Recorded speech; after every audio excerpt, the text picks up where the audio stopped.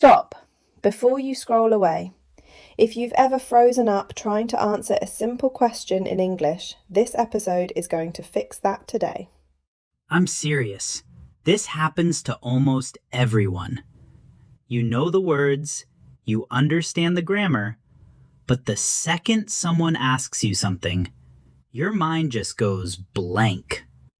That happened to me for years, and today we're going to show you the exact fix. Welcome back to Speak Smart English, everyone. Hey there, great to see you all again. I'm genuinely excited about today's topic because it's something we use every single day. Today we're talking about how to describe your daily practice and routine in English, confidently, naturally, without freezing up. By the end of this episode, you'll be able to answer, "What do you do every day?" or "How do you practice English?" smoothly, like it's the easiest question in the world. And here's a question for you right now. Write your answer in the comments. What time do you usually practice English during your day? Morning, afternoon, or night? I really want to see your answers below. And if you find this helpful, please hit that subscribe button on Speak Smart English so you never miss an episode. All right, let's stop talking about it and actually learn it. Let's go. Okay, so let's start with the basic structure for talking about routines. The formula is simple. Subject plus verb, present simple, plus time expression. For example, I study English every morning. She practices speaking every night. See how natural that sounds? Exactly. Let me give you more examples. I watch English videos every day. He listens to podcasts on his way to work. We practice conversation twice a week. They read English books every weekend.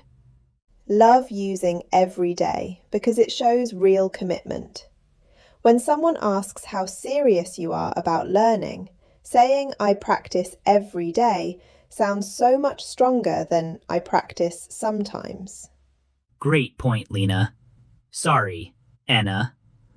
And remember, for routines and habits, we always use present simple, not present continuous. We don't say, I am practicing English every day. That sounds wrong. Right. You say, I practice English every day, not I am practicing. The continuous form is only for actions happening right now, not regular habits. Can you try this? Say a sentence about your own routine right now, out loud. Perfect. Now let's talk about negative form. It's simply don't practice or doesn't practice. I don't practice on Sundays. She doesn't study at night. We don't skip our lessons. Write in the comments, what is one thing you don't do during your English practice? Maybe you don't skip days, or you don't study without writing notes. Tell us below. To summarize, use present simple for routines, add a time expression like every day or twice a week, and remember the negative form is simply don't or doesn't. Now let's move to something really useful, talking about how you practice, not just when. This is where you really show your personality and make conversations interesting. Absolutely. For example, I practice by watching movies with subtitles. I improve my speaking by talking to myself in the mirror. I learn new words by reading the news every morning. Here's a real-life example from my own routine. I practice English by listening to podcasts while I cook dinner.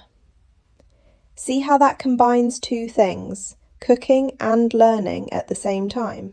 That's such a smart way to learn. Let's compare formal and informal versions. Formal. I engage in English practice through various multimedia resources. Informal. I just watch a lot of English shows, honestly. Which one sounds more natural in real conversation? The informal one, definitely. In real conversations with friends or co-workers, we want natural and relaxed language, not textbook formal language. Here's a quick practice activity. Finish this sentence. I improve my English by blank. Pause the video and say your answer out loud right now. Here are 3 tips for talking about your practice methods. First, always be specific. Say by watching, not just I watch. Second, combine 2 methods if you can, like by listening and taking notes. Third, mention how often, like almost every day or whenever I have free time. Write your own sentence in the quick review. Use by plus verb ing to explain your method.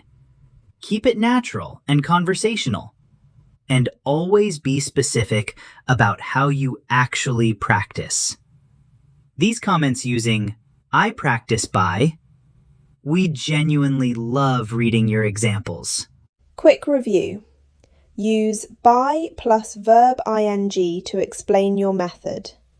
Keep it natural and conversational, and always be specific about how you actually practice. Now here's the third important use. Talking about your progress and improvement over time. This shows confidence and motivation when speaking English. This is so important because employers, friends, and teachers love hearing about progress. For example, my English has improved a lot this year. I used to struggle with speaking, but now I feel more confident. Here's a really useful structure. I used to for the past and but now for the present. I used to be afraid of speaking, but now I enjoy conversations. This shows a clear journey. For politeness and naturalness, avoid sounding too boastful. Instead of, I'm amazing at English now, say, I feel like I've made good progress. Much more natural and humble. For tone and delivery, when talking about progress, sound genuinely proud but relaxed. Don't rush your words. Take your time, like you're really reflecting on your journey. Let's practice a real-life situation. Imagine someone asks, how's your English coming along? Try answering with, it's getting better every week, especially my listening skills. Let's do a mini practice together right now. I'll ask you, what part of your English has improved the most? And listeners, pause and answer out loud. Wonderful! Speaking your answers out loud, even alone, trains your mouth and brain to respond naturally in real conversations. Quick structural review. Use used to plus but now to show your journey. Stay humble but confident, and always mention something specific that has improved. Alright, time for honest mistakes, and I promise you I made every single one of these when I started learning English. So please don't feel bad if you recognise yourself here. Mistake number 1. Saying, I am practicing English since 2 years. This is wrong. The correct version is, I have been practicing English for 2 years. We use present perfect continuous with for or since for ongoing duration. That one trips up so many learners. Mistake number 2. Confusing practice and exercise. You don't say, I exercise my English. You say, I practice my English. Exercise is for the body. Practice is for skills. Mistake number 3. Saying, I am good in English, instead of, I am good at English. This is a small but very common preposition mistake. We say good at something, not good in something. And mistake number 4, saying, since long time I am learning English, instead of, I have been learning English for a long time. The word order completely changes the meaning in English. Better alternatives. Instead of, I am practicing since 2 years, say, I have been practicing for 2 years. Instead of good in English, say good at English. Practice saying these correct versions right now, out loud. Remember everyone, these mistakes are completely normal. Every single fluent speaker made these same mistakes when they were learning. Mistakes are proof that you're actually trying and growing. Great section. The key takeaways. Use for and since correctly with present perfect. Say practice, not exercise, for skills. And always remember it's good at, not good in. Okay, practice time. This is the fun part. I'll give you 2 sentences. You choose the correct one and say it out loud, not just in your head. Situation 1. A. I practice English every day. B. I am practicing English every day. The answer is A. Routines always use present simple. Say it with me. I practice English every day. Situation 2. A. I am good in speaking. B. I am good at speaking. The answer is B. Good at is always correct. Try saying it. I am good at speaking. Situation 3. A. I have been learning English for 3 years. B. I am learning English since 3 years. The answer is A. Present perfect continuous with for is correct here. Situation 4. A. I improve my English by watching movies. B. I improve my English with watch movies. The answer is A. Always use by plus verb ing for methods. Now here's your challenge. Create your own sentence describing your English practice routine using everything we learned today. Write it in the comments. We read every single one. And remember, saying an imperfect sentence out loud is far more valuable than staying silent because you're scared of mistakes. Speak first, perfect later. Exactly. Practice daily, speak boldly, and improvement will follow naturally. That's the Speak Smart English way. What an incredible episode today. I'm honestly so proud of everyone who stayed until the end. You just leveled up how you talk about your own English journey. Let's quickly review what we covered. We covered 3 main things today. First, using present simple to describe your routine, like I practice every day.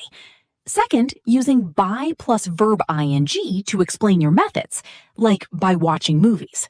Third, using used to but now to show your progress over time. And you also learned 4 common mistakes to avoid, using for/since correctly with present perfect, saying practice, not exercise, remembering it's good at, not good in, and fixing word order with for a long time. Here's a reflective question for you. After watching this episode, how will you describe your English practice differently starting today?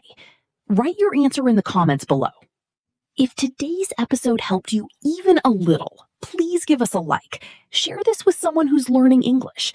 Leave us a comment with your own practice routine, and make sure you're subscribed to Speak Smart English so you never miss an episode.